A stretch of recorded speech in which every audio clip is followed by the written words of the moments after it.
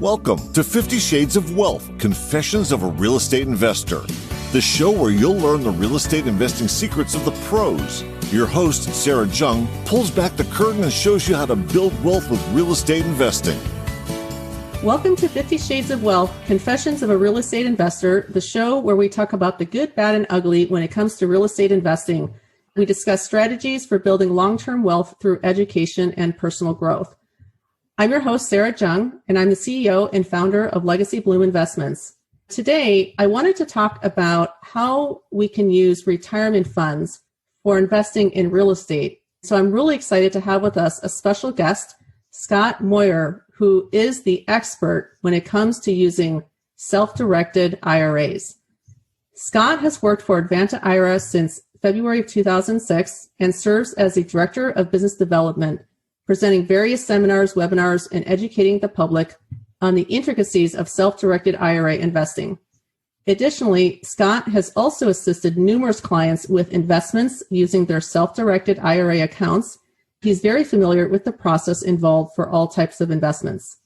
Scott is also a licensed attorney, having graduated from the University of Florida Law School in 2005.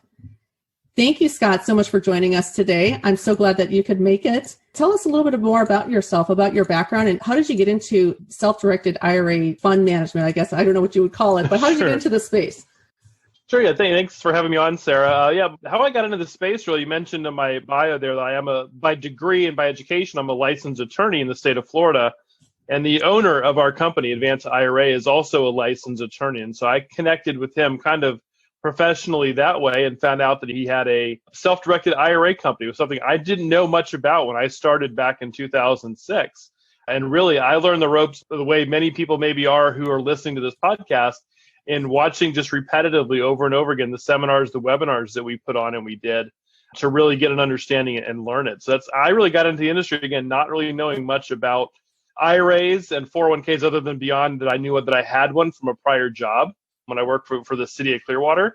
But other than that, it was really, again, just immersing myself in the information and knowledge. When I started with the company, I helped people with the transactions themselves and going through the process of buying and selling alternative assets inside of an IRA. And I've transitioned more now to the speaking and kind of educating portion of it. So I've kind of done a lot of it in my background with the self-directed IRA. And it really gave me a good foundation, I think, seeing what people were looking to invest in with their IRA, that now I can convey that to people now to explain the process and what's involved. So just to be clear for our listeners, let's talk about what a self-directed IRA is. Because, when I first discovered it, when I heard self-directed IRA, I was like, I had no idea what that was either. I didn't even know it existed. So tell us a little bit, what is it exactly? Yeah, so a self-directed IRA is an account. Basically, it's a retirement account in which the IRA owner has complete control over the type of investment that they wish to make. So the self-directed IRAs that we hold at Advanta, they are still at their core traditional IRA or a Roth IRA or a SEP IRA. Sometimes a lot of people are more familiar with those terms. The term self-directed just refers to your ability to take money you have in one of those types of accounts, again, a traditional or IRA, a Roth, or a SEP, and use that money to invest in the assets that you want to choose from. A lot of individuals who have their retirement accounts, either in an IRA or maybe an old 401k, are limited typically by the brokerage firms that hold those accounts. You're limited to only the products that brokerage firm, that entity will sell you or allow you to invest in. But a self-directed IRA is one in which you can go beyond the stocks, bonds, and mutual funds and invest in a lot of different asset classes. Now, predominantly what we see at Advanta with our self-directed accounts are investments into real estate. Anything from single-family homes to rehabs and certainly up to the multifamily syndications that we'll talk more about today. So a self-directed IRA just means that it's a retirement account. It's a tax-deferred retirement account where you can control exactly what you want to invest in rather than being limited by, again, a bank or a brokerage firm from choosing one of their particular products. So if I work for a company, or let's say I work for an employer and I have a 401k, right? So that 401k we make contributions to, are we able to take that 401k and roll it into the self-directed IRA, or is it a 401k account that maybe was with a previous employer? How does that work? Yeah, so with the former employer plan, so your 401k with a prior employer, you absolutely can do a tax-free rollover from those accounts into a self-directed IRA account. There's no restriction on your ability to do that when it's a 401k with a past employer. Now, 401ks with current employers, I would encourage an individual to call their human resources and call the plan administrator for that 401k and see if they have the ability to move money while they're still employed there. There are some companies that their 401k plans are written that you can do what's called an in-service rollover out of that plan into an IRA account. So if it's, again, past employer, it's very simple. It's just filling out paperwork to do a direct rollover to an IRA. The current employer, you're going to have to make a phone call and find out what your eligibility is. Now, if you do have an IRA account already, so you've already maybe done the process of rolling over an old employer's plan into an IRA, you absolutely, without restriction, can transfer IRA accounts as well. Okay. So as far as the types of accounts that qualify, you'd mentioned 401k, IRA, and is there any other restrictions or anything that we should be aware of that may not qualify as far as any other previous types of retirement accounts? Again, the only account that, generally speaking, can be restricted is those employer plans where you're currently still employed. That's where you're going to face a restriction on your ability to maybe move that money. Again, if it's a current 401k, people who work for local school boards might have a current 403b or current 457 plan. That's really your only restriction. But if you have an IRA at any other firm, or you have a past employer's plan, like an old 401k or an old 403b plan, there is no restriction on moving that money over to self-direct. And as far as moving it over, how do you actually move it over? Is it just a rollover, or how do you actually get the money out, and how do you get it into the self-directed account? Sure, it's by one of two ways. It's either by transfer or by rollover. And a transfer is when you move money directly from one IRA account to the other. Say a traditional IRA at a brokerage firm, you move that to an Advanta self-directed account. That's done by an IRA to IRA transfer. When you're moving money from that old employer's plan, like a 401k, to the IRA, it's considered a rollover. So a lot of people use rollover as kind of an all-encompassing term, but it kind of refers specifically to 401ks to IRAs. But that is a situation when we are helping people get started at the outset, is identifying the type of an account you currently have to what you're opening up with us at Advanta, and then walking you through the steps of what paperwork is needed. You're either going to fill out a form with us that we will submit on your behalf, or you're going to contact your other administrator to request forms from them to get that money moved. But whether you transfer or roll over money, it is a tax-free movement of money from one account to the other. And that's really an important point that I just want to emphasize when we say tax-free. So we want to make sure that we're not getting taxed or penalized on the money that we're transferring, correct? So none of that is going to have any type of withdrawal or transfer penalties or tax penalties, is my understanding. That is correct. So yeah, that's something I think, unfortunately, I've had some clients in the past talk to a financial advisor or a broker about wanting to use their account to invest in real estate, and they are hit with kind of a scare tactic, I guess, from the broker threatening, hey, you're going to have taxes and you're going to have penalties when you pull this money out of your account to invest in real estate. And what that broker doesn't really fully understand is that you're not pulling the money out as a distribution to you, which would be subject to tax or penalty, but you're moving that money from an account where you're limited to investing in certain products to moving it to a self-directed IRA. It is never touching your hands, and therefore when it doesn't touch your hands, it is not taxable. There's no penalty for moving that money as long as you're keeping it under that tax-sheltered umbrella. And again, we walk you through that process and help you out. Yeah, because I've talked to investors, and that's been one of their main concerns. And I think that's a misperception, is that they're going to be taxed on the money. And I've always told them, no, I don't believe that you are. It's just like rolling it into another retirement account. And as long as you don't, as you said, touch it, then you're good. Scott, what types of assets can somebody invest in terms of, we've been talking about real estate, but just overall, what kind of investments can somebody actually use their self-directed IRA to invest in? Sure, I can certainly list a number of those out, but it's also helpful, I think, to mention up front, the IRS only says there's two types of investments that you cannot make inside of an IRA. You cannot use your IRA to buy either life insurance or collectibles like artwork, antique wines, stamps, things like that. Those are the only two prohibited investments to hold within an IRA account. So we have clients investing in all types of real estate. People invest in physical gold and silver, foreign currency trading accounts, hedge funds, cryptocurrency.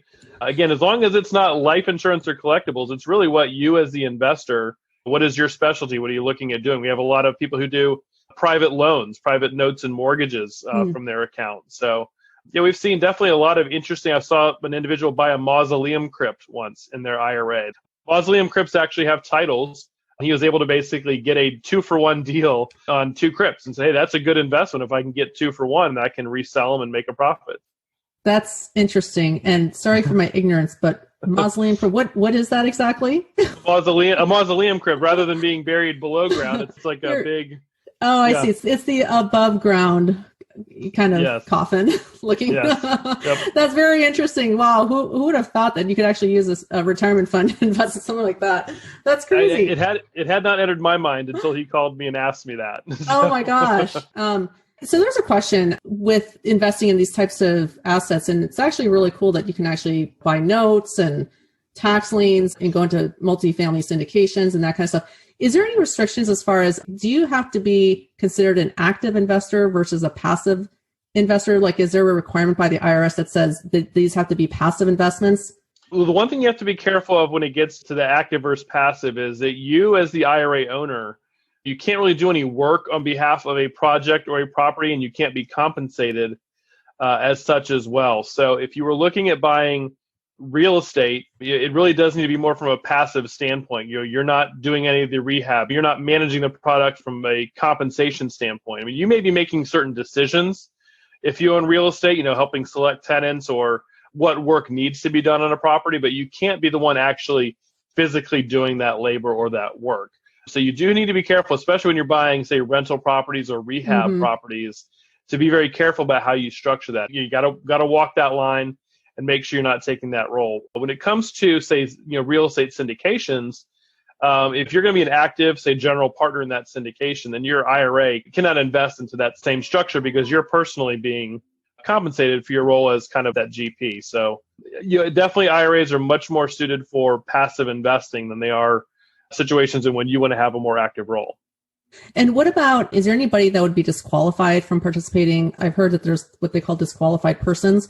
Can you talk a little bit about that? Sure. So for the IRS, again, no life insurance, no collectibles. They also do not want you to make an investment with your IRA in a situation when any disqualified person may transact with your IRA or get a benefit from your IRA account. So the disqualified persons for your IRA include you as the IRA owner, your parents and grandparents, your children and grandchildren, and your spouse as well. So essentially, you can't buy and sell properties between your IRA and one of those people.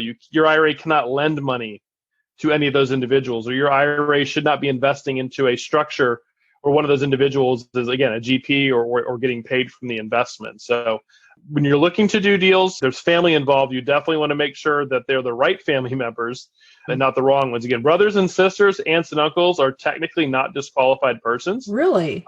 Yeah. Wow. So as long as you're dealing with them on an arm's length basis, you can do investments with them. But directly up and down your lineal tree is what's prohibited with the IRA account. Interesting. So when you talk about taking more of an active role, because I think about, if you're going to do a flip, for example, so you're going to go and buy property and you're going to renovate it and sell it.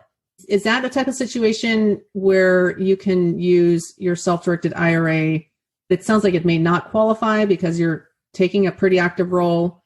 So is that something that you would recommend not doing with this type of money? Well, I think if you were going to do it, you just need to be very careful. So we kind of define, at least at Advanta, how we handle it with our clients. If you were buying a flip, you'd want to make sure that your IRA has enough money, obviously, to cover the cost of acquisition, and then cover also all the rehab costs, including paying other people to do the work. We've had some clients flip properties in their IRA, but they've done so when they're kind of hands off all of the work. I mean, they're acquiring the property, deciding what work needs to be done, but then having their IRA pay every third party to actually do all the work on that. So again, for people who want to use their IRA and they're going to want to get their hands dirty and go in and do some of the labor, then it's not going to work in that instance. Got it. And so if we can kind of just talk a little bit about an example, or if you have an example that you can think of, we could kind of just give our listeners just kind of a real life example. So for example, if somebody has 300,000, let's say let's just say 100,000 in an old 401k account, they want to transfer it, or they're interested in investing and putting it into some type of a real estate, and they prefer to be hands off. What advice would you give them as far as how to use those funds? Or would you give any advice, or would you kind of just leave it to the investor? Or do you give any guidance on that? Yeah, we do have to be careful. We can't give advice per se and saying, hey, you should do this type of investment. We can certainly suggest alternatives. And we do that through a lot of the educational events we do with the examples that we give.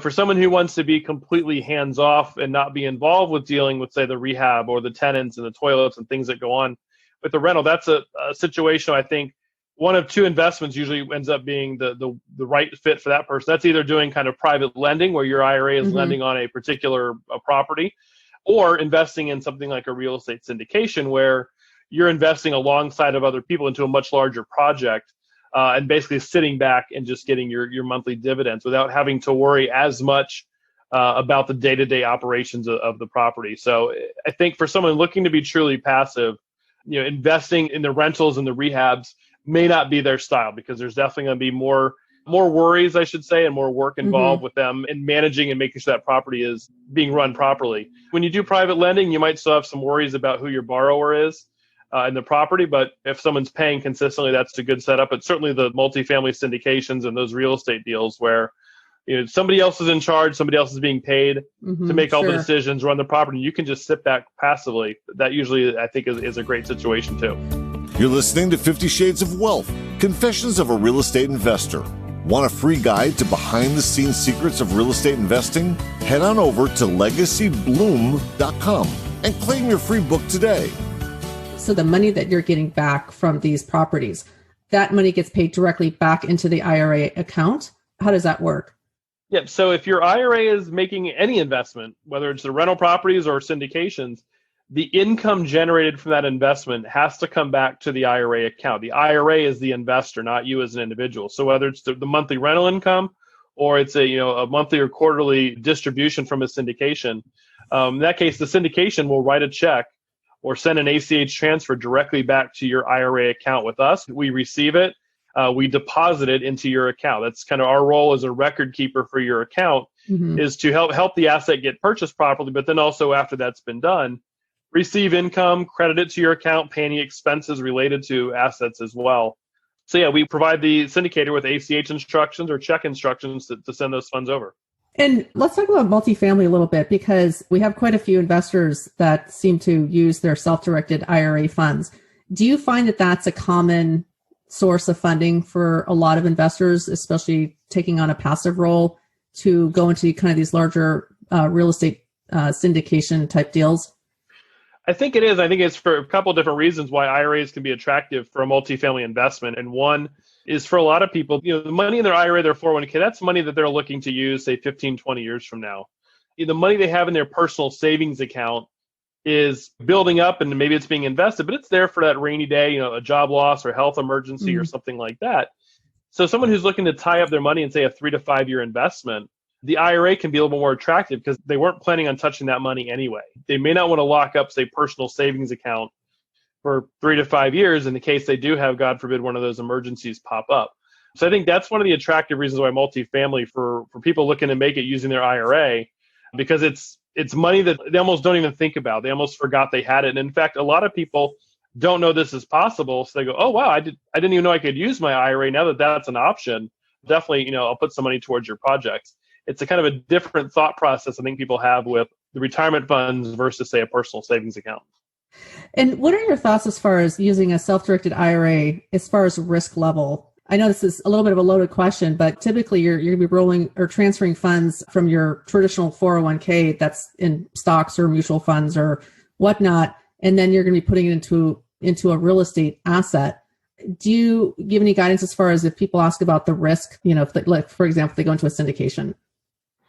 Yeah, I mean, it's something we don't get asked a lot about, because a lot of times when people get to the point where they're talking to us, they probably already analyzed some of that risk factor and decided that this is the type of an investment they wish to make, whether it's IRA or not. It's something that so many people who invest in real estate for a living or have been doing it for a while.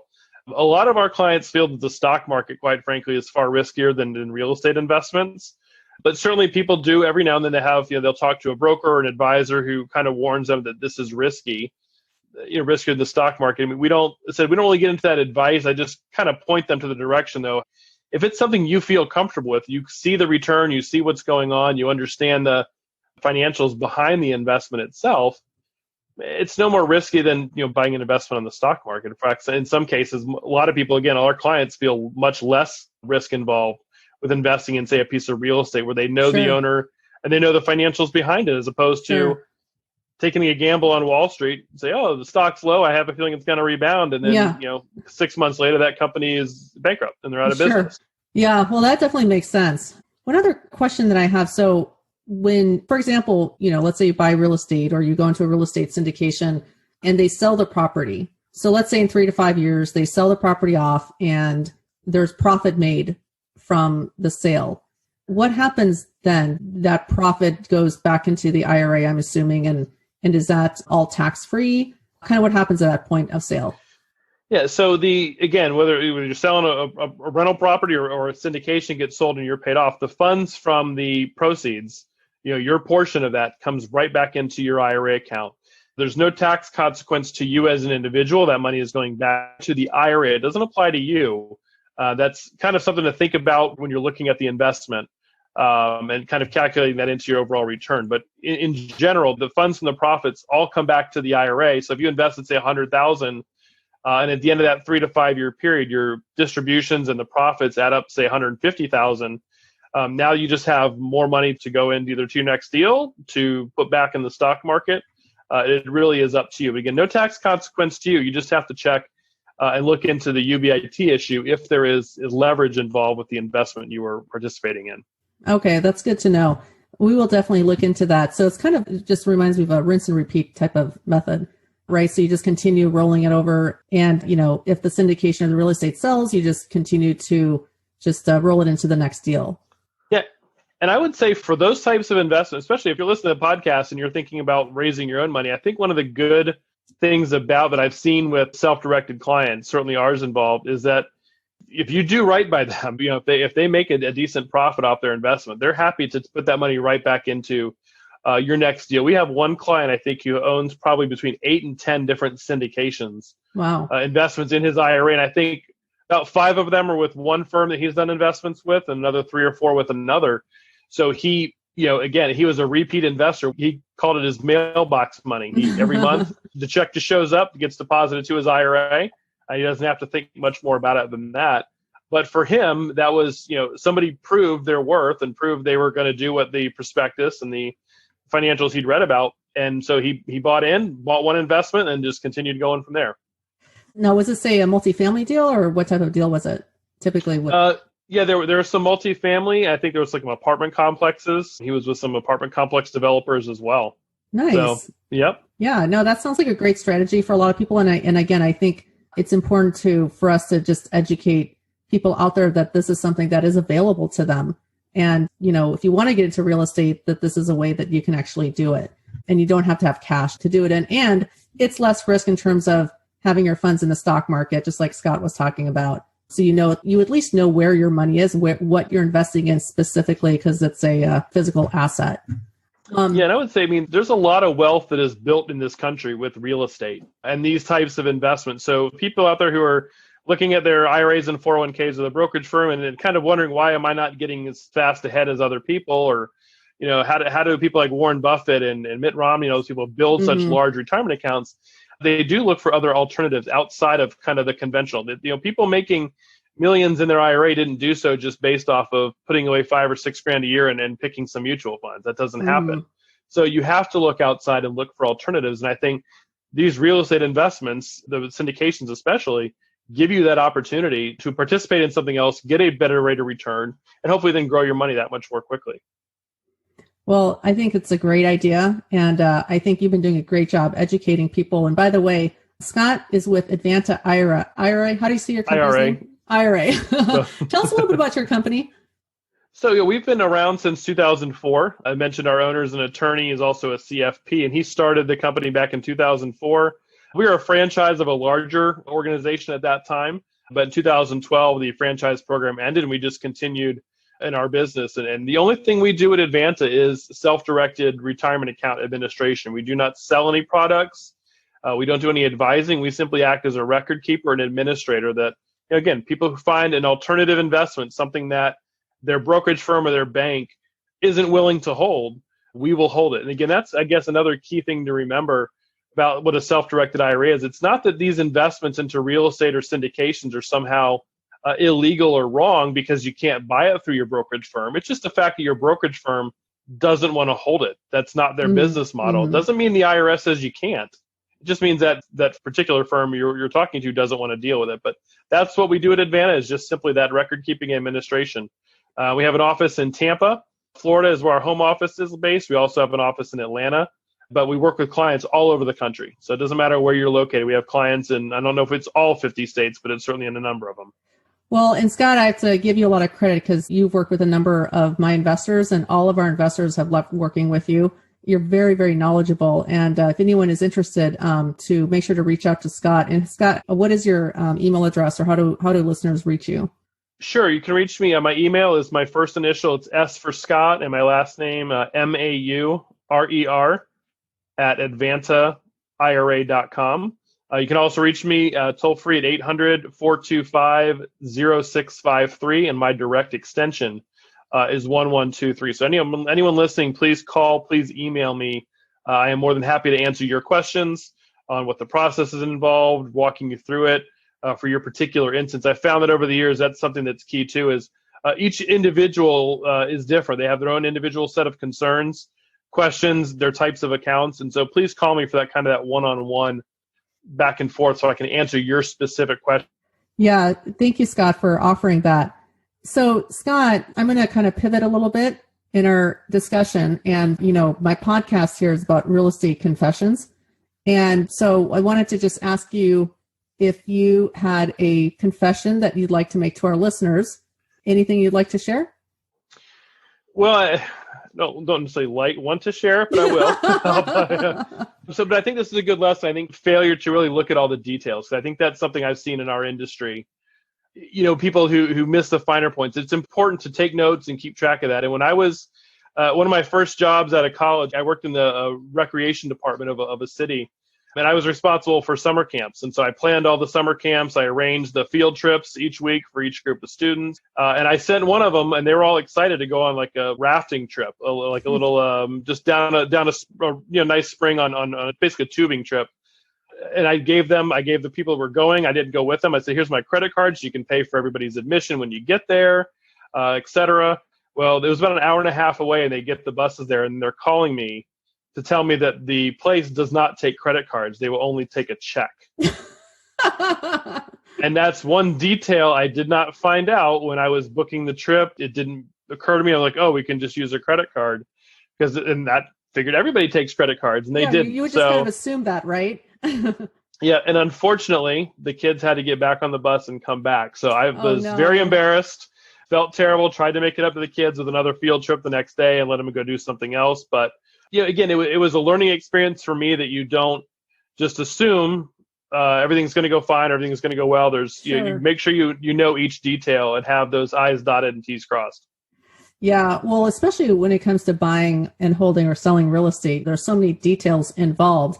Do you have any advice for everybody out there in terms of what they could do and kind of, sitting where you are at, you work with a lot of investors and clients, anything that you could give a piece of advice to for newer investors?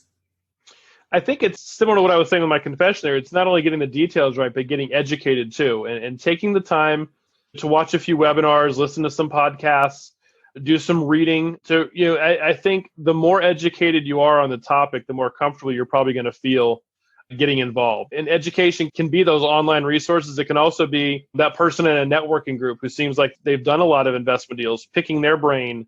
There are a lot of really good-hearted people out there in the real estate investment community who are willing to, take you under their wing and act kind of as a mentor at times when you find the right person. So get educated, and then that'll in turn help you make the right connections and guide you on the right path. That's great advice, Scott. I really appreciate your time today. It's always a pleasure to talk to you. Thank you so much for taking care of my clients and all of our investors, and all of your just really great advice and guidance that you've given us. No problem. especially the last year or so that we've been working with you. Again, please reach out to Scott if you have specific questions about your situation. And I thank everybody for listening. If you are interested in participating in multifamily syndication, please visit my website at www.legacybloom.com. Thank you, everyone, for listening, and have a wonderful day. Till next time. Thanks for listening to 50 Shades of Wealth, Confessions of a Real Estate Investor with Sarah Jung. Make sure to visit us at legacybloom.com, where you can join our investor club and grab a free copy of Sarah's latest book. And if you like the show, don't forget to leave us a quick review. Be sure to tune in next time as Sarah pulls back the curtain once again and shares more Confessions of a Real Estate Investor.